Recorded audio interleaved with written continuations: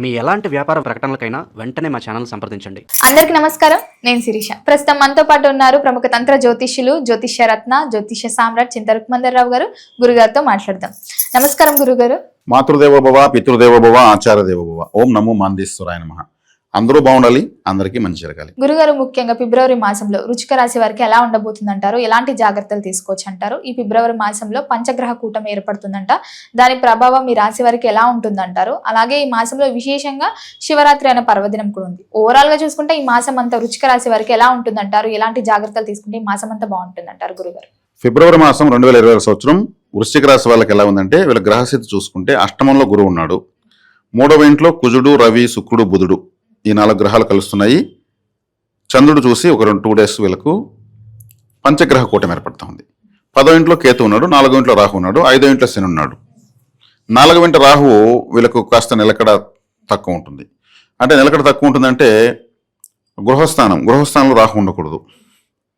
గృహస్థానంలో రాహు ఉంటే ఏమవుతుంది, వీళ్ళ సొంత గృహంలో వీళ్ళు ఉంటారని అర్థం. అంటే వీళ్ళ సొంత గృహం దూరంగా ఉంటారని అర్థం. అదేవిధంగా 3వ ఇంట్లో కుజుడు ఉచ్చస్థితి పట్టాడు. అంటే 3వ ఇంట్లో కారకో భావనాశాయ అంటారు. అంటే కారకుడు అదే రాశిలో ఉంటే అది భావం చెడిపోతుందని అర్థం. కుజుడు అక్కడ ఉండడం వల్ల అన్నదమ్ములు, అక్కచెల్లెలతో విభేదాలు వస్తాయి అని అర్థం. కానీ ఉచ్చస్థితిలో ఉన్నాడు రాశ్యాధిపతి కాబట్టి అన్నదమ్ములు, అక్కచెల్లెలకు ఏదన్నా అభివృద్ధికరమైనటువంటి న్యూస్లు వింటారని అర్థం, మంచి వార్తలు వింటారు. ఇక్కడ 10వ ఇంటి వాడు రవి కూడా కుజుడితో కలిసి 3వ ఇంట్లో ఉన్నాడు. సప్తమాధిపతి శుక్రుడు 3వ ఇంట్లోనే ఉన్నాడు. లాభాధిపతి, అష్టమాధిపతి బుధుడు 3వ ఇంటికి వచ్చాడు. వీళ్ళంతా కూడా ఈ మాసం ఎక్కువగా ప్రభావితం 3వ స్థానం చేస్తున్నారు. మకర రాశి అంటే కర్మ రాశి, కర్మ ఎక్కువ ఉంది, ఎక్కువ పని ఉంది అని అర్థం. మకర రాశిలో 5 గ్రహాలు ఇదవుతున్నాయి. అంటే వీళ్ళకేదో వర్క్ లోడ్ ఎక్కువ కాబోతుందని అర్థము. అంటే కర్మరాశిలో ఉంటే కర్మే ఎక్కువ అవుతుందని అర్థం. అంటే 3వ స్థానం అంటే మీ ప్రయత్నము, కమ్యూనికేషను, రాకపోకలు, ప్రయాణాలు, ప్రయత్నాలు, ఇవన్నీ. ఇప్పుడు విలేకరులు, ఈ కొరియర్ బాయ్స్, ఈ స్విగ్గీ, జొమాటో వాళ్ళు, మన హోటల్లో భోజనం వడ్డించేవాడు కూడా కమ్యూనికేటరే. పావురము కమ్యూనికేటర్ వర్డ్ అనమాట. అది ప్రేమలేఖలు, రాజులకు వర్తమానాలు కూడా తీసుకొస్తుంది. పోస్టల్ డిపార్ట్మెంట్ చేస్తానండి 3వ స్థానం. కాబట్టి 3వ స్థానంలో ఇన్ని గ్రహాలు కలవడము, వీళ్ళు ఏదో చేయాలని ప్రయత్నించాల్సిన చాలా ఉంది వర్క్ అని ఇప్పుడు గ్రహాలు తెలియజేస్తున్నాయి కమింగ్ డేస్లో. అంటే ఈ సంవత్సరంలో మళ్ళీ వచ్చే నెలలో అంటే వీళ్ళు ఉద్యోగం కోసం కావచ్చు, వివాహం కోసం కావచ్చు, ఏదైనా ప్రయత్నమేగా చేయాలా. ప్రపంచంతో ప్రయత్నించకుండా 1 గంట ఆగిందంటే ఏ పని చేయకుండా అందరూ కానీ ఆ నష్టాన్ని ఎవరు అంచనా వేయలేరు. అది 3వ స్థానం ప్రతి ఒక్కటి ప్రయత్నింపజేస్తుంది. ఇప్పుడు నేను మాట్లాడాలని ప్రయత్నించాల్సింది, ఇక్కడి నుంచి అక్కడికి వెళ్ళాలని ప్రయత్నం చేయాలి. ప్రయత్నంలోనే ప్రపంచం పుడుతూ ఉంటుంది. అటువంటి చోట 5 గ్రహాలు కలిసాయంటే వీళ్ళ ప్రయత్నాల్లో కొన్ని లోపాలు దొరుకుతాయి, కొన్ని శుభాలు జరుగుతాయి. కాబట్టి ఇక్కడ శుభగ్రహాలు కుజుడు ఉన్నాడు, 10వ ఇంటి వాడు రవి ఉన్నాడు. కాబట్టి వీళ్ళ ప్రయత్నాలు సక్సెస్ అవుతాయి. వీళ్ళకి అవసరం లేని రిజెక్ట్ అవుతుంది. వీళ్ళకి ఇప్పుడు ఏదైనా ఒకటి ఫెయిల్యూర్ అయిందనుకో, అది వీళ్ళకి కాదని హ్యాపీగా ఫీల్ అవ్వాలి. ఇంకేదో సాధించాల్సి ఉంది కాబట్టి ఇది ఫెయిల్యూర్ అయింది ఆలోచించాలి. అనుకుని జరగని డిసప్పాయింట్ కాకూడదు.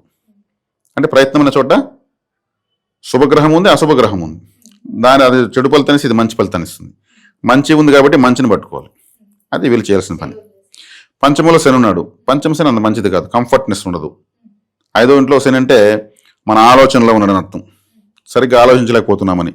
శనేశ్వరుడు అంటే ఆలస్య గ్రహము, మందగ్రహము, మన ఆలోచన అంత వేగవంతంగా లేవని అర్థం. శనేశ్వరుని ఏ ఇతర శుభగ్రహం చూడడం లేదు కాబట్టి ఆలోచనలు మందగించే అవకాశం ఉంటుంది. శీర్షాసనం వేసేది మంచిది, లేదంటే వజ్రాసనం వేసేది మంచిది, లేదంటే ప్రశాంతం కూర్చొని మెడిటేషన్ చేసేది మంచిది. మెడిటేషన్ అనేది మనసు నియంత్రణ కోసమే కదా. ఓంకారం జపించవచ్చు. ఓంకారం చెప్పిస్తే 85% థాట్స్ కంట్రోల్ అయిపోతాయి.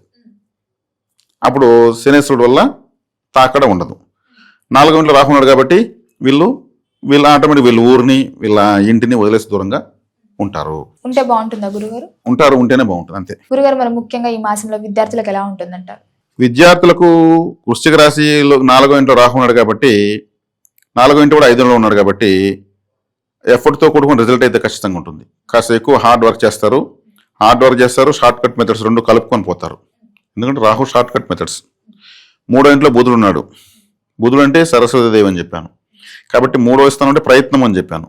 కాబట్టి మంచి ప్రయత్నమే చేస్తారు, మంచి రిజల్టే తీసుకుంటారు. రాబోయేటువంటి మార్చి నెలలో ఉన్నటువంటి ఎగ్జామ్స్ కూడా యాక్టివ్గా పార్టిసిపేట్ చేస్తారు. ఉద్యోగ వ్యవస్థలో ఉన్న వారికి ఎలా ఉంటుందంటారు? మరి ఉద్యోగం అంటే 10వ స్థానము, 10వ స్థానానికి అధిపతి రవి కూడా 3వ స్థానంలో ఉన్నాడు. ఉద్యోగ ప్రయత్నాలు విపరీతంగా చేస్తుంటారు వీళ్ళు. దొరికేది దొరుకుతుంది, కానీ వీళ్ళు శాలరీ తక్కువ ఎక్కువ చోట దొరికిందని పడేస్తారు. వీళ్ళు పని చేసేది ఇష్టం కాబట్టి వీళ్ళకు తీసుకొని దాంతో గ్రోత్ తీసుకుంటారు, ఇబ్బంది ఏం లేదు. వివాహ యోగం ఉందంటారా మరి?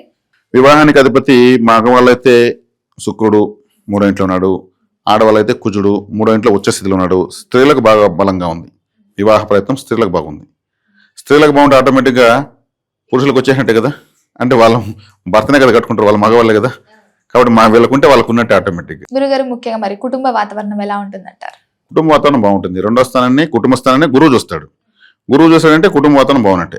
ఏదో శుభవార్త కుటుంబంలో వింటారు, కుటుంబంలో శుభవార్త వినేదానికి బీజం పడింది అని అర్థం. విదేశీ యోగం ఉందంటారా? విదేశీ యోగం అంటే వ్యయ స్థానము తులారాశి. తులారాశికి అధిపతి శుక్రుడు 3వ ఇంట్లో ఉన్నాడు, రాహు 4వ ఇంట్లో ఉన్నాడు.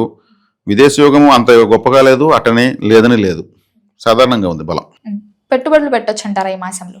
పెట్టుబడులు కొంచెం ఆశ చూచి పెట్టడం బెటర్, ఎందుకంటే 5వ ఇంట్లో శని, 4వ ఇంట్లో రాహు. గ్రాడ్యువల్గా పెంచుకుంటూ వెళ్ళాలి, తక్కువ పెట్టేసి డెవలప్ చేస్తూ పెట్టుకుంటూ వెళ్ళాలి. స్టార్టింగ్ ఎక్కువ పెడితే లాస్ అవుతారు. రాజకీయ రంగంలో ఉన్న వారికి ఎలా ఉంటుందంటారు? రాజకీయ రంగంలో ఉన్న వాళ్ళకు బాగానే ఉంది. రాజకీయం అంటేనే రాహు, మామూలు రవి శనులు చెప్తారు, ఓటర్స్ శని పదవి రవిగ్రహంగా చెప్తారు. కానీ ఇక్కడ వచ్చేకాడికి వ్యూహం ఎలా అడుగులేయాలి అనేటువంటి ఒక వ్యూహం ఉంటుంది. రాజకీయ నాయకుల జీవితము క్షణక్షణం వ్యూహాలపై నడుస్తూ ఉంటుంది. ఆ వ్యూహంలో కొంచెం స్లిప్ అయితే కూడా ఎక్కడో అగాధంలో పడతారు పోయి వాళ్ళు. సన్నని దారంపై నడకలాంటిది రాజకీయం అంటే. కలిసి వచ్చేసి ఒకసారి కోట్ల పడిపోతే ఇబ్బంది లేదు. డబ్బులు లేకుండా రాజకీయంలో వెళ్ళి తట్టుకొని నిలబడాలంటే వాళ్ళకి ఎట్లా ఉంటుందంటే కిందికి చూస్తే కళ్ళు తిరిగేంత లోయలు ఉంటాయి, ఒకరోజు కన్పాపులర్ అవుతారు. కాబట్టి రాహు అనేటి గ్రహము లాభస్థానాన్ని చూస్తుంది, కాబట్టి వీళ్ళకి ఆ నాలెడ్జ్ అనేది ఇన్స్టాల్ అవుతుంది. ఆరోగ్యపరంగా ఎలా ఉంటుందంటారు మరి? ఆరోగ్యపరంగా వీళ్ళకు నరాలకు సంబంధించినటువంటి సమస్య వస్తుంది, అధిగమిస్తారు. ఎందుకంటే కుజుడు మళ్ళీ 6వ స్థానాన్ని ఉచ్చస్థుడే చూస్తాడు, కాబట్టి నర్వస్ అండ్ బోన్స్ వీటికి సంబంధించినటువంటి ప్రాబ్లం వచ్చినా కానీ సొల్యూషన్ దొరుకుతుంది. అలాగే గురుగారు ఈ మాసంలో ఆర్థిక పరంగా ఎలా ఉంటుందంటారు? ఎలాంటి జాగ్రత్తలు తీసుకోవచ్చు అంటారు ఆర్థిక పరంగా? ఆర్థిక పరంగా వీళ్ళు గురువు ఆరాధన చేస్తే మంచిది. ఎందుకంటే 2వ స్థానము ధనుసు రాశి, ధనుసు గురువుదే, గురువు ధనుసును చూస్తున్నాడు. గురు కవచ పారాయణము, గురు దత్తాత్రేయ, దక్షిణామూర్తి, షిరిడి సాయి, సత్యసాయి, రాఘవేంద్ర స్వామి లాంటి గురువులను ఆరాధించడం చాలా మంచిది. గురువు చూస్తున్నాడు కాబట్టి గురువు వీళ్ళకి మళ్ళీ భాగ్యంలోకి తొందరలో వస్తాడు, అప్పుడు ఇంకా బాగుంటుంది.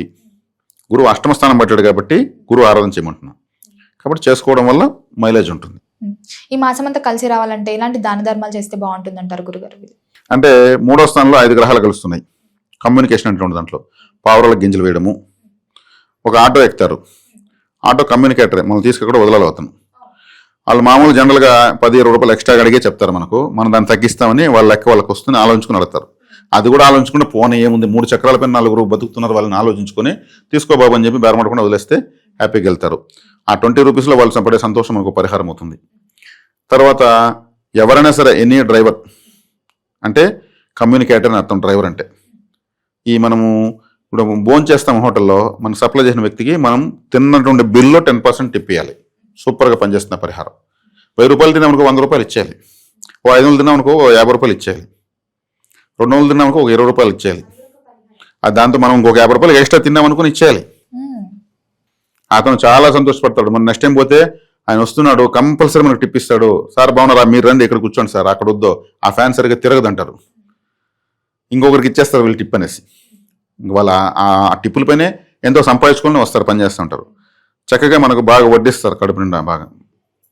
కాబట్టి ఆ విధంగా కమ్యూనికేటర్స్ని ఇప్పుడు 3వ స్థానంలో 5 గ్రహాలు కన్ఫ్యూజన్ అవుతుంది కాబట్టి 3వ స్థానము ఈ కమ్యూనికేషన్ అనేటువంటి వ్యవస్థ. ఇప్పుడు మనకు కొరియర్ బాయ్ వస్తాడు, కవర్ ఇస్తాడు, అతనికి ఏదైనా డబ్బులు ఇస్తే తీసుకోడు, మంచి ఒక జ్యూస్ తీసివ్వండి, కాఫీ తాగేసుకోవాలని చెప్పి కాఫీ ఇవ్వండి. వీళ్ళెవరో బాబు మనకు కవర్ ఇచ్చిన ఎవరు సోఫాలో కూడా కాఫీ ఇచ్చారనుకుంటారు, వాళ్ళు సంతోషపడాలి, అది ఇంపార్టెంట్. గురుగారు మొత్తం మీద ఫిబ్రవరి మాసంలో వృశ్చిక రాశి వారికి ఎలా ఉండబోతుంది, ఎలాంటి జాగ్రత్తలు తీసుకోవాలో తెలియజేసినందుకు ధన్యవాదాలు.